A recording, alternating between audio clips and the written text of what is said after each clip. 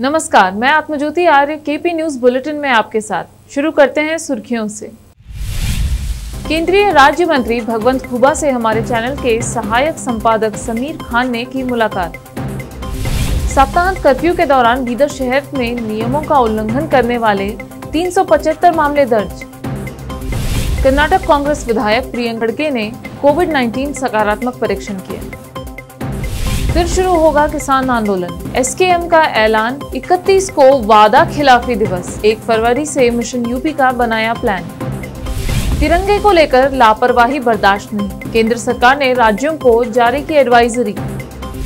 लिपुलेख दर्रा तक सड़क चौड़ी करेगा भारत, बौखलाए नेपाल ने लगाए गंभीर आरोप।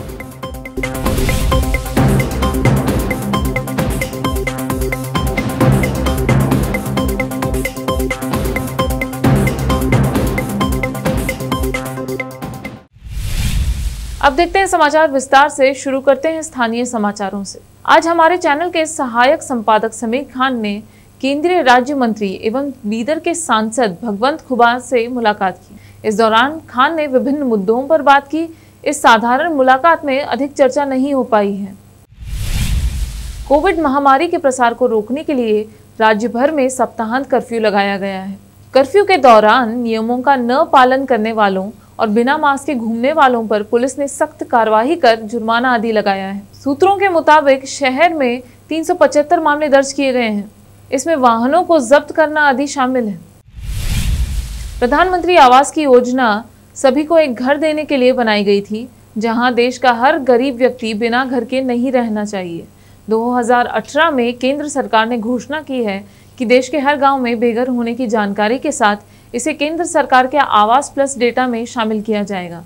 लेकिन पिछली सरकार में तकनीकी दिक्कतों के कारण हमारे राज्य में लगभग 18,78,671 बेघर, 6,61,535 बेघर व्यक्ति केंद्र सरकार के आवास प्लस डेटा में शामिल नहीं किए जाने की बात केंद्रीय राज्य मंत्री भगवंत खुबा ने कही है।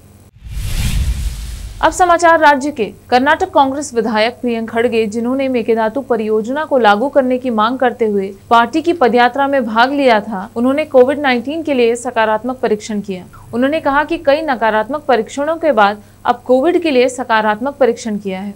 शुक्र है मेरे सभी स्टाफ सदस्यों ने परीक्षण किया है। इससे पहले प्रियंका के पति और राज्यसभा में विपक्ष के नेता मल्लिकार्जुन खड़गे और पूर्व केंद्रीय मंत्री वीरप्पा मोइली सहित कई अन्य कांग्रेस नेता, जिन्होंने 9 जनवरी को पदयात्रा के उद्घाटन में भाग लिया था, वह कोविड-19 का परीक्षण सकारात्मक किया है।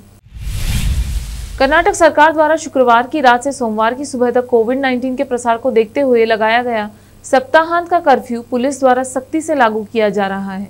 इस बीच कर्नाटक ने कोविड-19 के 32,793 नए मामले दर्ज किए और शनिवार को 7 मौतें हुई, जिससे टैली 31,86,040 हो गई और मरने वालों की संख्या 38,418 हो गई।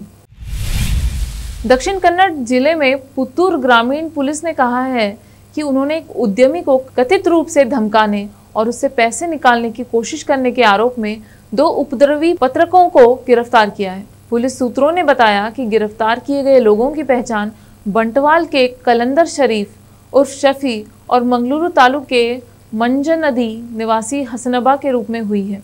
दोनों ने उद्यमी को पुत्तूर से फोन कर 13 लाख रुपए की मांग की थी, जो जेल में बंद अपने सहयोगी को रिहा करने के लिए है। सूत्रों ने कहा कि उन्होंने कॉल करने के लिए अलग अलग मोबाइल नंबरों का इस्तेमाल किया और पैसे न देने पर व्यवसायी को गंभीर परिणाम भुगतने की धमकी दी।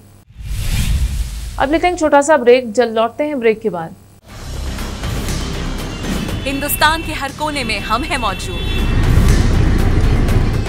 24 घंटे हालात पर गहरी नजर, खबरों से जुड़े चुपते सवालात और आपको दिखाता है धार्मिक, सामाजिक, राजनीतिक, लोकल और इंटरनेशनल न्यूज की सबसे बेहतर कवरेज, जो आपको रखती है हर पल बाखबर। देश और दुनिया भर की खबर के लिए देखते रहें केपी न्यूज 24/7।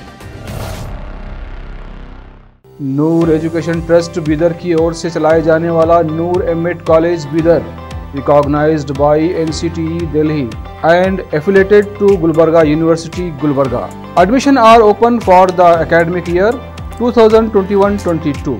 विशेषज्ञ और सक्षम शिक्षकों द्वारा शिक्षा प्राप्त करने के लिए नूर एमएड कॉलेज में दाखिला लें और शांत वातावरण में शिक्षा प्राप्त करें। बीदर शहर में बेहतर शिक्षा का एकमात्र केंद्र Noor MEd college, Shahpur gate, Bidar. Phone numbers 9945283920, 8482221297। Break के बाद आपका स्वागत है। आइए देखते हैं अन्य समाचार। 3 विवादित कृषि कानूनों को केंद्र सरकार द्वारा वापस लेने के बाद किसान आंदोलन बेशक खत्म हो गया हो, लेकिन किसानों की कई समस्याएं अब भी जस की तस बनी हुई हैं। संयुक्त किसान मोर्चा एक बार फिर प्रेस कॉन्फ्रेंस कर केंद्र और राज्य सरकारों पर वादा खिलाफी का आरोप लगाया है। एसकेएम ने आज ऐलान किया कि आगामी 31 जनवरी को 2022 को देश भर के किसान वादा खिलाफी दिवस के रूप में मनाए जाएंगे। इस दौरान जगह जगह पर पीएम नरेंद्र मोदी के पुतले जलाए जाएंगे।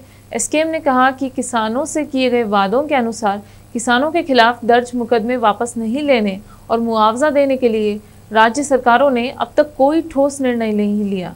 इसको लेकर किसानों में आक्रोश है। केंद्र सरकार के गृह मंत्रालय ने सभी राज्यों और केंद्र शासित प्रदेशों को तिरंगे का सम्मान सुनिश्चित करने के लिए एक सलाह भेजी है। इसमें कहा गया है कि राष्ट्रीय सांस्कृतिक और खेल आयोजनों के अवसर पर इवेंट के बाद जनता द्वारा लहराए गए कागज से बने राष्ट्रीय ध्वज को न तोड़ा जाए और न ही जमीन पर फेंका जाए।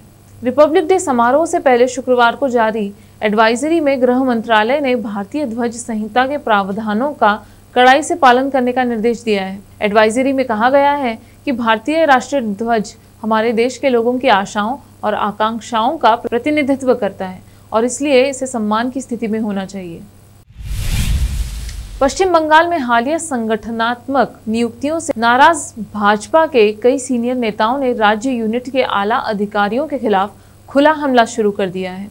इनका दावा है कि पार्टी के लिए प्रतिबद्ध और पुराने समय के कार्यकर्ताओं को दरकिनार किया जा रहा है और पार्टी में नए लोगों को अंधाधुंध बढ़ावा दिया जा रहा है। भाजपा की पश्चिम बंगाल यूनिट के अध्यक्ष सुकांत मजूमदार ने पार्टी में बढ़ते संघर्ष के बीच राज्य में दल के सभी मौजूदा विभागों और प्रकोष्ठों को भंग कर दिया है। सितंबर में कार्यभार संभालने वाले मजूमदार ने 22 दिसंबर को नई राज्य समिति की घोषणा की थी। उत्तराखंड में लिपुलेख दर्रा क्षेत्र में भारत सड़क को चौड़ा करने की योजना बना रहा है। हालांकि भारत के इस कदम से नेपाल में एक बार फिर से नाराजगी का माहौल है। विपक्ष और सत्तारूढ़ गठबंधन की पार्टियों ने भारत से नेपाल की संप्रभुता और क्षेत्रीय अखंडता को कमजोर नहीं करने को कहा है। नेपाल ने चीन के साथ ट्राई जंक्शन के पास लिपुलेख, लिपियाधुरा और कालापानी क्षेत्र को अपना दावा किया और अपने दावे को सही ठहराने के लिए उसने पहले एक नया राजनीतिक नक्शा भी जारी किया था। जहां नेपाल गठबंधन सरकार अब तक सड़क के विस्तार पर पिछले महीने पीएम नरेंद्र मोदी की टिप्पणियों पर चुप रही है, तो वहीं अब मुख्य सत्तारूढ़ दल नेपाली कांग्रेस ने शुक्रवार को एक बयान में कहा कि सड़क का और विस्तार करने का भारत का निर्णय आपत्तिजनक है। इसने भारत से क्षेत्र से अपने सैनिकों को तुरंत वापस बुलाने का भी आह्वान किया। देखते हैं समाचार फिल्मों के। बच्चन पांडे के शूटिंग सेट पर लगी आग, अक्षय कुमार और कृति सेनन कर रहे थे शूट। खेल जगत के समाचार। विराट कोहली के टेस्ट कप्तानी छोड़ने से रोहित शर्मा को लगा शॉक। अंत में देखते हैं समाचार बाजार के। खुशखबरी, एसबीआई ने करोड़ों ग्राहकों को दिया तोहफा, बढ़ाई एफडी की ब्याज दरें। फिर से एक नजर सुर्खियों पर। केंद्रीय राज्य मंत्री भगवंत खुबा से हमारे चैनल के सहायक संपादक समीर खान ने की मुलाकात।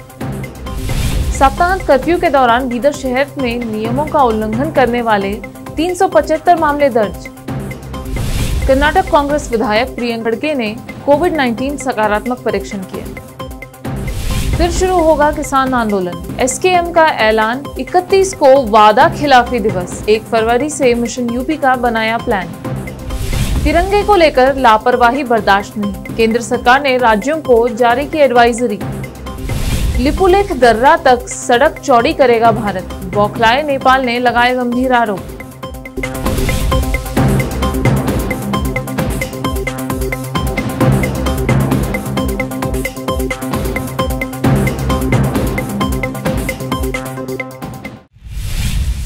केपी न्यूज में फिलहाल इतना ही। समाचारों के लिए जुड़े रहिए केपी न्यूज 24/7 से। फिर मिलेंगे कुछ और समाचारों के साथ। धन्यवाद।